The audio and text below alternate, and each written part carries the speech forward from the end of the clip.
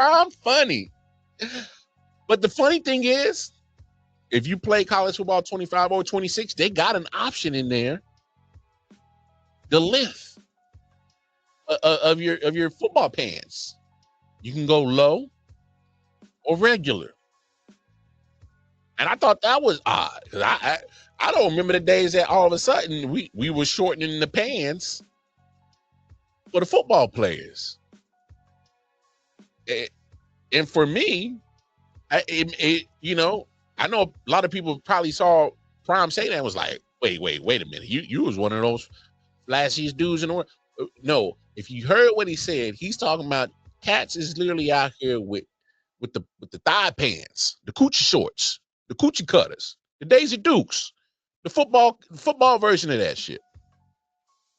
Literally, they pants is going thigh high. And what he's really talking about is the fact that none of these cats who are wearing these thigh high football pants got no knee pad coverage. All right. And I know people gonna try to get on Prime for this one, but it makes sense. It's there to protect your knees when you got those pants, because your knee pads are sitting there covering your knees to help prevent a knee injury. You got no pad in there, which, hey, look again. I'm not trying to presume of whether it was him setting off the firework or not. That's not my thing. All I'm saying is when you are in this position, and you're in this position as one of the few that has made it to a very exclusive club, as in playing in the NFL, all I'm saying is just be more cautious, you as a player, and understand that you are the content, and your body and everything that you do can either help that dream grow bigger or dim that dream. And I'm just being honest. This is just being real shit right here.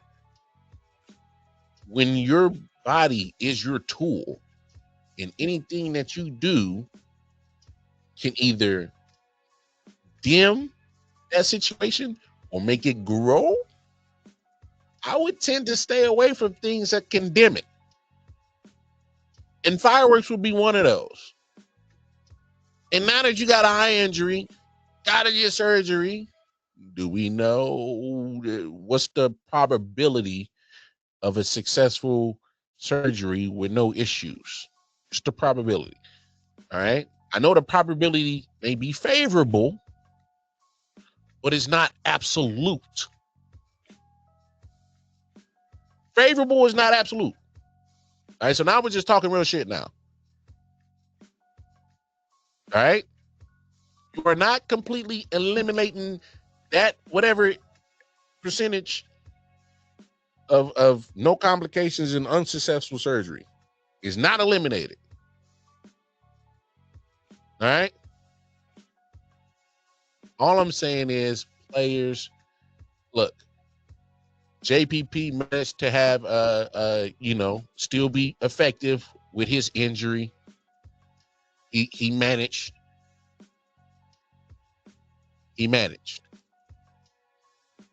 Because he was missing he's missing some fingers, but he still, has somewhat of a hand to still use it, still be effective. And so it may not harm his situation. But in this situation, I'm talking about literally in Najee's in particular, you're talking about the eye. I wouldn't want to mess with the eye. It's very necessary. I've never heard of a one-eyed running back being successful, or a blind running back being successful. Never heard of it. I mean, literally, the NCAA is at this point just a farm system for the NFL. You just got to wait 3 years. That's it. It's a farm system. Because I'm willing to tell you, just about every player who plays D1 college football, they all got hopes and dreams of playing in the NFL, and we all know they're not all going to make it. We know that. But the fact of the matter is, it's going to be the ones that do make it. Hey, you want them to thrive in the NFL? Well, put them in a setting that is already similar to it. It takes the learning curve down for sure. No longer a 1 foot in bounds. No, get both feet in. It's professional. You about to go to the league, so if you really like that, let's start, playing like the professional. The markings on the field. Have y'all ever noticed the hash marks are a lot wider out on the college field than the NFL field? Why? Put them in the same length. Put them in the same length. Either go in or out. Y'all make that decision, NCAA and NFL. Y'all come together and make unified rules and regulations when it comes to the game of football. Cut the learning curve out. All right. The NCAA getting bad advice, leaving his team, getting less money, or a bidding war for a certain player, for NIL money to sign with my school and program, or and they're not even guaranteed to stay there for all 3 or 4 years that they'll play, because next year, there could be a team that's saying, "Hey, man, this booster is willing to give you $5 million to come play at my squad." There's going to be times where kid might pick up and just leave. But that's what Prime was talking about. How is he getting a $5 million offer, but he's not in the portal? We should know that. You should only know about your actual offers, your NIL offers, if your ass is in the portal. If the kid ain't in the portal, what are you talking about? He got a $5 million deal on the table. How? What are we talking about? So as much as I give the coaches and all those admins all the hell about, y'all move freely and chase the bag. Well, now that the NIL is happening, there's players chasing bags. You're silly. But come on, man. Like again, I'm not trying to presume or say anything. Look,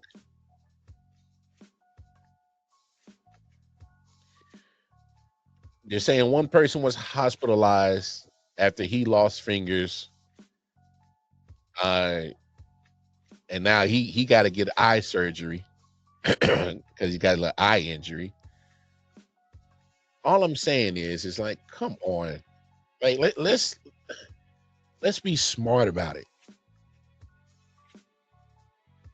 Like, I know they're gonna say he'll be fine, expected to make be ready for the upcoming season, and he's gonna have to, because believe it or not, that running back position, how they value it by the owners, still is the same, unless you're a Christian McCaffrey type, or you happen to be an anomaly like a Derrick Henry. The Christian McCaffrey, Saquon Barkley, Bijan Robinson, I kind of pair them all in the same form, where you're able to catch and be deadly at the receiving end, and you're a great running back running at the backfield. I think those three individuals, for me, are the cream of the crop of that style of running back. So that style of running back is going to get very well paid, as you see where Christian McCaffrey's salary is at the top of that market. And then if you're not those three, again, Derrick Henry, the anomaly, where that big son bitch is, his salary is up there now because he is an anomaly, especially with the great year that he had. As Baltimore was smart to go ahead and give them an extension. My point is, with Najee Harris is for me, I just think Najee Harris, for him to not even still be in Pittsburgh means something to me. I just, obviously, comes from Alabama, comes from a place where, hey, they produce running backs, right? The production isn't bad. I mean, we're still talking about 1,000-yard rusher in every year that he's played. All right, that's not the problem. I just think it's something deeper. because the fact that he's 1,000-yard rusher in all 4 of his seasons, 7 touchdowns, 8, 6 last year, and he's on the move. In all seriousness, no. Let's look at the 3 things that he did say to make the game better. The first 2 rules that he dropped, the salary cap, pro rules. I love it when people of higher profile names, like a prime Deion Sanders, has said something that I've said some time ago, and I'm gonna go find these clips that I said that the NCAA to implement a salary cap and a pro rules. And I 100% agree with Coach Prime right here, is because, one, the salary cap, and here's why they should have a salary cap. Because I don't know if y'all know this, and y'all can go check your sources or wherever you get your information. But I had ESPN send a alert to me 2 hours before I started the show that they said there's a bill in Congress. All right, there's a bill that's being sent to Congress that would bar these schools from using the tuition that you get from all students. All right. So, for instance, if Kansas, University of Kansas down the road from me, they enroll each year, say upwards, 10,000 kids. All right. Each year, 10,000 kids come to the school. All right. They charge them out of state kids probably 30, 40 grand, in state 20 grand, regardless. I got them at 10. So go ahead, go your 9 to 5, and then we'll like this turn out. So I'm calling another audible. Because I got another audible. I'm calling another audible because honestly, the Broncos at least should be like 3 spots higher than I put them, and I have 3 teams to fill the spots below. Mm. Um, Commanders, I'm putting underneath, and the reason why is because I I get how well Jaden Daniels was able to carry that team with basically just Terry McLaurin. I am not going to bet that he's going to be able to do that as easily again, especially now that teams Yeah. have seen him. Right. So, and they didn't, their biggest issue was edge. They didn't really have much of a defensive line and they didn't do anything to add to it. I don't think their defense is going to be any better. I think Jaden Daniels, and the reason why I have the Commanders and the Bengals, I'm going to have them back to back, is because I think they're in a very similar situation, which is they have a great quarterback. They have at least one great wide receiver. In the Bengals' case, it's 2. And that's basically it. And they're working off those 2 or 3 players to carry the entire rest of the team. I think the Commanders are going to be in a lot of shootouts next year. And I don't think they're going to be on the best side of all of them. So I have the Commanders and then the Bengals there because at least they have 2 wide receivers instead of 1. And because Joe Burrow is more proven. They were very bad last year. Dak Prescott is now coming off of another injury. Damn. Okay. Yeah. Coming off of another injury. They, again, this is a team that has talent, right? Like you have the wide receiver room of CeeDee Lamb and George Pickens, right? Like that's I'm calling another audible. All right, you know what? I'm calling another audible. Patriots are going in this spot. I like Mike Vrabel and Drake May. I think he's good at talent, but again, who is he throwing the ball to? The defense should be better, but I don't know if Mike Vrabel has the personnel to turn into an elite defense. I think they're going to be their ceiling's going to be raised, right? Similar to what like the better, like what Aaron Glenn did for like the torn apart Lions, right? Like he couldn't make them elite, but he made them better than they would have been otherwise. I think that's what Vrabel is going to do with that group. it's just a weak roster. The offensive line still has a lot of questions. I mean, they got Morgan Moses, who's a solid right tackle. They got Will Campbell from the draft, but he's a rookie. You never know what's going to happen there. The interior still looks like a mess.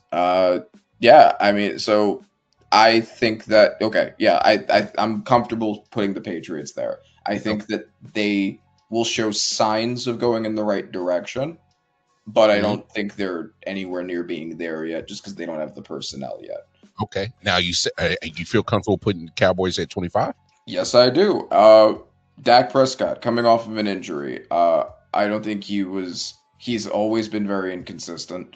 Having borderline MVP years followed by horrible years, followed by, like good years, like solid years, like in between, and like, so on and so on. I don't know what he's going to look like coming back from this injury. Again, really good Yeah. wide receiver duo. But I mean, Mm. George Pickens comes with the diva factor. You never know what's happening, what that's gonna do to a locker room, especially one that doesn't have a strong leader presence. And the Cowboys don't have that now, because their coaching is probably gonna be booty cheeks. The roster 2 years ago was the best roster in the NFL, and they've lost a lot of people since then. They lost Debo, who was already on the decline anyway. They lost Siobhan Hargrave. They lost Drake Greenlaw. They lost uh, Dufanga. They lost who else did they lose? They lost a couple of other people that I'm forgetting. Uh, Trent Williams is already starting to decline and get injured a lot. Brock Purdy is somebody who is great when the system is all together, but we've seen him fall apart if two different people together are out, right? Like if two of his four best weapons are out, we've seen him fall apart. Well, Debo's already out the door. So if CMC or Ayuk or Kittle misses a couple of games, we could see Brock Purdy completely fall apart. I think that Shanahan does raise the ceiling. I thought that they had a really bad draft, but I think that Shanahan is able to get the most out of guys, and I think that he could end up turning those guys into good players.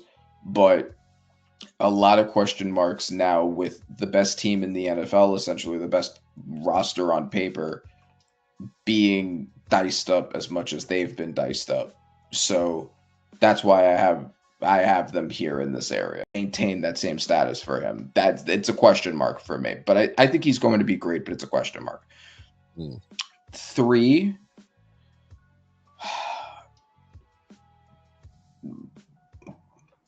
Three, I'm going to say the Ravens. Ravens have roster absolutely loaded. Also, I mean, Lamar Jackson again, one of the three best quarterbacks in football. Him and Derrick Henry, one of the most insane quarterback running back duos maybe in NFL history. They did Uh work last year, bro. huh. Yeah, and then the offensive line has kind of always had rotating pieces around, but they played well last year. They got they got most of their core guys back, so they should still be good this year. One of the better centers. They got their left tackle back. They didn't end up losing him. Um, that defense also, their biggest issue last year was pass defense, and damn did they fix that. Damn did they address that. In addition to Kyle Hamilton, now they got from the draft, their first round pick. Uh, Like I Starks. Malachi Starks, yes, Malachi Starks. So they're another possible best safety duo in the NFL right there. Um, and then they added Jair Alexander. We don't know how healthy he's going to be, but he should be great when he's there. Um, Mm. and then they added to the defensive line too. They added Mike Green.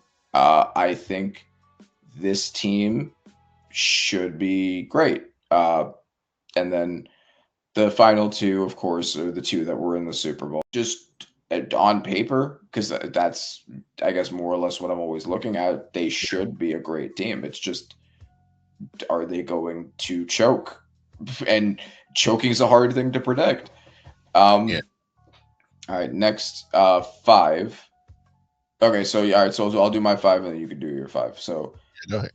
five, I have the Bills, and Mm, the bill it's always tricky with the Bills, and it was tricky last year because I thought they were going to decline last year because they blew up their wide receiver room and they blew up their secondary. And I didn't think they were going to be bad, but I didn't think they were going to be a contender anymore. I thought they were starting to enter like a tweaking stage. And then they ended up being one of the best teams in football again. They ended up being, after having lost their wide receivers, they ended up being the best scoring offense in the NFL. So I don't know anymore, but I I think the only reason I don't have them higher, Josh Allen is obviously one of the best quarterbacks in football. He's like an undeniable top three. Um, James Cook ended up having a real breakout season last year and being one of the best running backs. Uh, Defense has always been good. I don't know if they're going to be elite or anything, but they were good last year. They should be good this year. Offensive line performed very well for Allen and for Cook. Um, Coaching still great. I don't. The only reason I don't have them higher is just because I think the other teams are maybe from a roster construction standpoint a little more complete. Um, Lions I have next. he was being too much of a distraction. All right, and the fact that you now have been moved, I'm just that says something, George Pickens, and because your attitude is going to show out that day where CD Lamb is rightfully so has earned that right to get the majority of the targets as number one wide receiver. Now you're in his house. There, you'll get the ball when you get it, but Mm-hmm. CD got it, and he's going to have to be okay with that. And I don't think he's mentally prepared to be just okay with that. So I don't hate your take and putting that low at 25. So I don't hate it. So let me Now you drop a got two in a row, yeah. yeah, I'll drop a 26. Bears. I don't trust Caleb Williams. We're that's going to be a big disagreement for us then. That's hey, and that's Mm. fine. And I know how good Ben Johnson is as an OC, but he's not an OC now. You're head honcho, and there's certain things that you're gonna have to run the team. You're gonna have to run the team, and yeah, I like some of the dishes that they're doing to try to protect them and give them some weapons, and they're trying to get younger. And I love some of the pieces on defense, like Jalen Johnson in their corner. I love him on defense, but I'm like, I don't know if I trust Caleb Williams, man. I don't know if he's fundamentally sound enough for me to he wants to make the big plays, but I'm like sometimes, bro, like take the right play to get the big play. He does it backwards. He wants to da da da da da da. And I'm like, bro, like you just missed that easy play right in front of you and take it. Mhm. So that's kind of one of the things that's kind of always bothered me about Caleb is Okay. I agree. I mean, I agree with that criticism of him for sure. And any other issues with the Bears? Bad anywhere except for one very specific spot, which I'll get to. But everywhere is just kind of fine for the most part. Jordan Love, I think, is fine. He's pretty inconsistent. Sometimes he has very good games. Sometimes he has very bad games. He's fine. Uh, Wide receiver room has always been just kind of I like adding Matthew Golden to that, and I think he's going to be good, but he is also a rookie. mhm. So, we don't know with him yet. The offensive line has been very fine. The defense has been very fine. They have a pretty good run defense, but and the two stars on the team, I think, the two players that I would consider stars, Josh Jacobs and Xavier McKinney, um, are going to be great. But their big issue, they lost Jair Alexander to the Ravens. Did you hear about them adding any cornerbacks by chance in the draft, in free agency, in the offseason at any point? Yeah, that was a late release. Yeah, and they put nothing there to replace him. Yeah. Eh, are you expecting Xavier McKinney to play corner too? Like, What I do don't you? like that. Yeah, so I got some very big questions there. Matt LaFleur is a great coach, and I think that he has will. I mean, basically, the only reason why I have them even this high is because Matt LaFleur, Jacobs, Xavier McKinney, and because they've consistently been to the playoffs the past couple of years with this main core of players. So Yeah. I think that they will get there, but Lions I have slightly higher just because the roster is absolutely loaded. Pretty much every spot on there is perfect to some degree or another. There are really no clear weaknesses. I mean they should have gotten an edge too, that to complement Hudgens, and I guess maybe that's like their one big weakness, right? But they have one of the best edges in football. Their interior should be great. Uh, and then you have Jared Goff, another selection of mine for most underrated player in sports. Uh, I think they lost their center and they lost Kevin Zeitler, but they did add interior linemen in the draft to fill those spots. I don't know how great they're going to be, but they still have one of the best tackle duos with Yeah. Sewell and I forget the guy who. Hold on, I keep forgetting names. Tackle. Oh, yeah. Decker, Because Decker, oh, Decker. Sewell Okay. and Decker. Yeah, Yeah. I Sewell can't.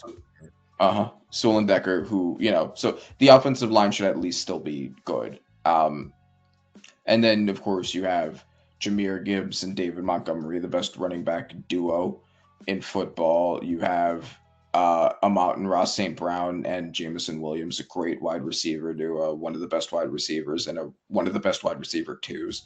And then the defense, the secondary has had a lot of work done on it, especially now bringing in DJ Reed. They have either them or the Ravens, the best safety duo in the NFL now with Kirby Joseph and Brian Branch. Um, it's just the only reason I don't have them higher is because they lost Ben Johnson and Aaron Glenn, and I don't know how that's going to affect the team. And stop being a turnover machine and put his team in position to win the game and stop getting his coaches fired, I'll rock with Trevor Lawrence. I'm not gonna blame him for old boy from Ohio State, Urban Meyer. I'm not gonna blame him Yeah, for that. That right. just didn't work. That wasn't going to work. All right. Yeah, of course not. But then he gets Doug Peterson, who Who won made his well. won a Super Bowl with Carson Wentz and Nick Foles. If he can turn Carson Wentz and Nick Foles into Super Bowl ring holders, I don't want to hear it from you, Trevor Lawrence. No, all jokes aside, like I felt the same way. I'm like, come on now, like come on. I could understand. I'll won't hold him to too much pressure or to the fire for the Urban Meyer. But come on now, like, and I know a lot of people got mixed feelings about Doug Peterson, like, oh, you won a Super Bowl and next, 3 years later, 4 years later, you're out of Philly. I'm not gonna hold that against him. Maybe it was just time for him to. It just wasn't working no more. But Right. what he did do, literally, was an ACL injury away from having Carson Wentz as an MVP. Yeah. I mean, I can't deny that. Yeah, That's and that's coaching. Like that's that's coaching and that's system, right? Like he had a pretty loaded team around him, right? But like that was the coaching of those players around him and the working Carson Wentz into that system. That Mhm. wasn't Carson Wentz because Carson Wentz on his next team was already on his way out of Well, the league. if you remember, I have been the Trevor Lawrence hater for a long time. I have been the Trevor Lawrence skeptic, if you will. Uh, I think I'm done with everybody being like, oh, but this is going to be his year. No, it's not. He doesn't have a year. It's done. He's not a good quarterback. Um, and that's just how it is. yeah, I'm only putting them over the Panthers because Brian Thomas Jr. and Travis Hunter is going to at least probably raise his floor a bit, or maybe raise his ceiling would be a little more accurate. Like that's a good group. Travis Etienne is a runner. He's good. Mm. The defensive line of the Jaguars is also pretty solid. You have John Hines Allen, and then you have the Trayvon Walker, who was much better than he had been last year. So it's a solid defensive line. They had the worst pass defense in the NFL last year, but Travis Hunter should not fix it, but should raise its floor. Um, I have confidence that he'll raise its floor. I think they're going to be bad, but there are at least things to look at and be like, okay, you know, it can only be so bad. They have they have some talent on both sides of the ball at least. Battled some demons, got kicked out of Philly, resurrected his career in Minnesota, turned into a Hall of Famer. I mean, look, I get it. Obviously, there was just a snippet of what Chris Carter had to say that Asante decided to talk about. We all do it on podcasts. When there's a point or a narrative that we want to drive home, you do nitpick certain clips, or you know, and then you put in you don't take everything in the context. I'm just being honest. For those who wanted some fourth wall being broken right there, that's just the truth. ESPN, FS1, they all do it. We all do it as content creators, from the small markets like me all the way up to the big guys, because we're trying to prove a point.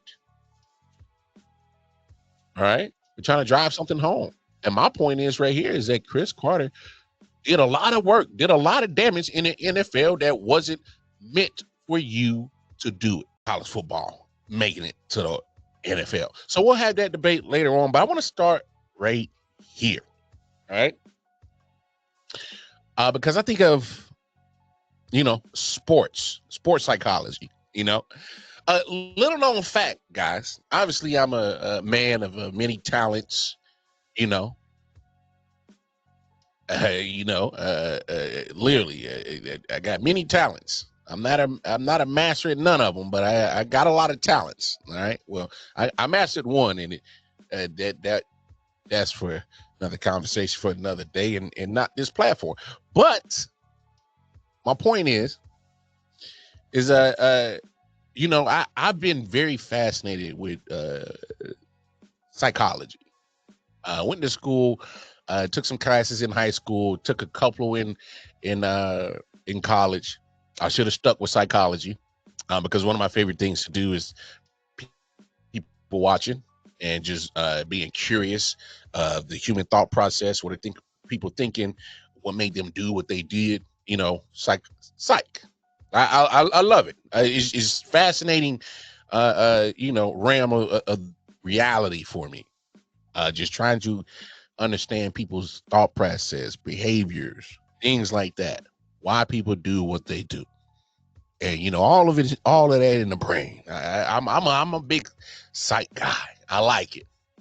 And one thing that gets underrated in sports, and I don't think it's, in my opinion, I think it should get more conversation, because now we're talking about not only in everyday life, we're talking about mental health, mental wellness. That plays a part in people's psychology, right? And I think it's very underrated part of sports that should get more attention. One, not only understand the psyche of some of these athletes, maybe we can, do some type of study and understand, in certain situations, what makes them fight or flight, uh, you know, uh, makes them kick in that survival of the fittest instinct, do what you got to do. For instance, sports psychology, I love it, love it. Let's transition. Because I think sports psychology kind of plays into this as well. But Asante Samuel, great cornerback, right? Great cornerback. Um, he got a podcast. Everybody got a podcast. But he had this to say. All right. Because you know, Chad Johnson, a friend of his, and Chris Carter. Chris Carter had said something, and I thought it was very interesting. So let's take a listen to what Asante Samuel had to say about Chris Carter and why he was so upset at Chris Carter. Chris Carter trashes Chad Johnson's career after hearing Chad Johnson and Travis Hunter have a fun back and forth, going at it and talking. You know how Chad do, talking about he'll route Travis Hunter up, and Hunter talking about what do you do to him. So when I think about sports psychology and as the overall grand scheme of things, man, it's very important. Tiger Woods, for example, when Tiger Woods was in his prime, y'all remember the stories, man. Sunday, you know what he was wearing. You knew what he was wearing. He was gonna come out there, the black slacks, all right, the black shoes, the black cap. He's gonna have on that red polo. Oh man, he's gonna rock that red polo, and because he knew that when Muff see this outfit on, they knew what time it was. Like, I hear the story about Tiger Woods all the time, how cats would see him come out the clubhouse wearing that outfit, the kill him outfit. That's what I would call it. It was this is I'm gonna take your head off outfit. When Tiger Woods would come out to them greens and wear that red polo, black accessories, everything black, just red polo. You know what time it was? Who was at the top of the leaderboard? Man, you better hope you can hang on to that damn leaderboard. Because psychology, psych-wise, mentally, you're like, oh, man, Tiger Woods about to tee off. He's about to do something special. He's about to do something great. He's about to do something epic. I don't think my lead is big enough. So then you start panicking, and you start making mistakes, and then you help Tiger Woods catch you. Because not only is he playing better and catching up, but he's in your head so much that you're playing bad and you're losing your lead. That isn't sports psychology. I don't know what it is. Don't like Tom Brady. But damn it, I can understand that shit right there. Literally had to create in his mind that damn it, I can't talk. We only had dinner twice in 20 years. That's crazy. Because for some reason, I think a lot of people think, hey, man, y'all some of the goats in your sport, man, y'all definitely got to be friends. Nah. Ain't friends. We friends, but we ain't friends. I think that matters in sports psychology, especially when you hear Tom Brady say something like that he forced himself to create something mentally, to mentally wire his brain to say, I can't be friends with that guy, even though I am, but I can't be friends with that guy because he's in the way of my destiny. His destiny was to become a champion. He became one 6 times in the AFC. And a lot of those times, Tom Brady had to get through Peyton. Yeah, we friends, but damn it, you in the way. You in the way. I can't look at you as a friend right now because people understand that when you see people at a certain way, you tend to do things differently. And what I mean by that is, if you're on the court and you're so buddy with a guy, you're mentally are going to get off the gas pedal. You're not going to go so hard. Me personally, nah, I don't care if you friend. I don't care if you family. Hell, man, hey, when I used to play football and baseball, I didn't care about our relationship off the field. I'm really caring about only thing on the field. Ain't no friends on the baseball diamond or when I was going against people. Ain't no friends on the football field when I was going against the homies. Trying to bust your ass. Pause. Ooh, super pause. Oh wow. I'm trying to win,